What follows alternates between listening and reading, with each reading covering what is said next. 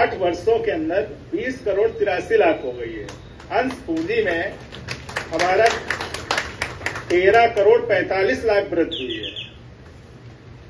Bank का जो deposit है, जो हम अपने शाखाओं में, बैंक में विभिन्न प्रकार की निक्षेप योजनाओं को लागू करके पब्लिक का पैसा जमा करवाते हैं, वो निक्षेप हमारा 206 करोड़ था वर्ष 2016-17 में, जो हमारा आज की तारीख में 340 करोड़ हो गया है। इस प्रकार हमारा 125 करोड़ की हमारी इन 8 वर्षों में ग्रोथ हुई है।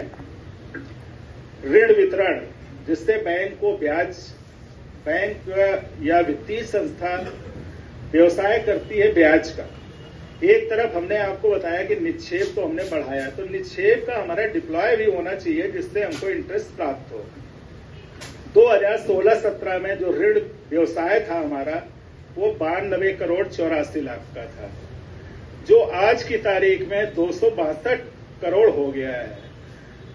इसमें हमारा काफी ग्रोथ हुई है। कृषि ऋण, जो समितियों के माध्यम से हमारा केसीसी ऋण होता था, 2016-17 में मात्र 35 करोड़ था और आज की तारीख में 163 करोड़ हो गया है। ये सब जो भी काम है वो सरकार की जो नीतियां हैं उसके अंतर ही हो रहा है, क्योंकि सहकारिता आंदोलन तो बहुत पहले से चला आ रहा है। अगर कोई चेंजेज आता है तो उससे सरकार की नीतियों के ही कारण उसमें होता है, क्योंकि हम लोग तो एग्जीक्यूटिव पार्ट हैं। पॉलिसी डिसाइड तो केवल हमारा गवर्नमेंट करती है, तो उनकी नीतियों के कारण हुआ है। जो विनियोजन है, जो हमारे पास ऋण व्यवसाय से अतिरिक्त फंड बचता है, उसको हम कहीं इन्वेस्ट करते हैं। तो जो हमारा इन्वेस्टमेंट 16-17 में 164 करोड़ का था, 23-24 में 281 करोड़ हो गया। हमारा 117 करोड़ की लगभग इसमें इन्वेस्टमेंट में हमारी ग्रोथ हुई है। एनपीए ये होता है बैंक का कि जो हमने लोन बांटा है, अगर वो समय से वसूली नहीं हुई तो हमारी नॉन परफॉर्मिंग एसेट्स हो जाती है।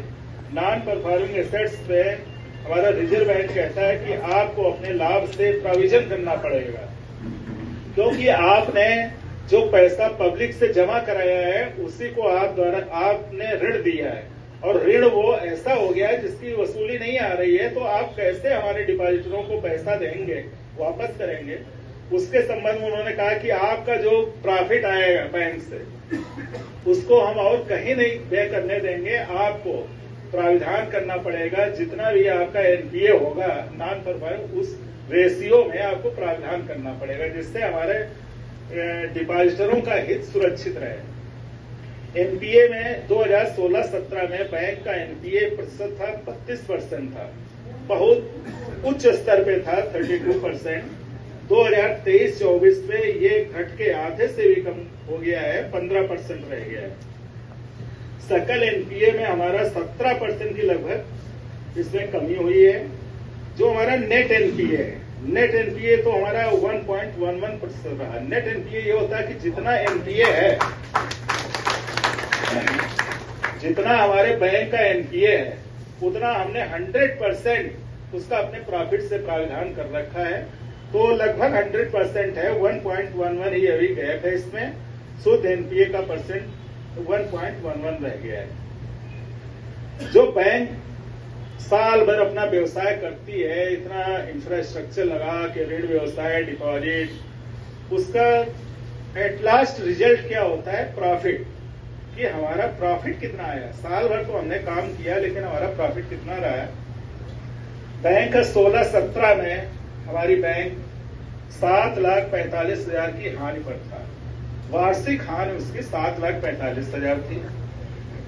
इसके पश्चात हमारी बैंक का हर साल जो है कुछ न कुछ प्रॉफिट प्रत्येक वर्ष बढ़ता रहा है। 23-24 में हमारी बैंक का प्रॉफिट 1 करोड़ 38 लाख हुआ है। 24-25 में जो हमारा टारगेट है वो हमारे बैंक का प्रॉफिट का 5 करोड़ का है। हमारा बैंक 5 करोड़ के प्रॉफिट की ओर अग्रसर है और मार्च के क्लोजिंग में 4-5 दिन ही शेष हैं।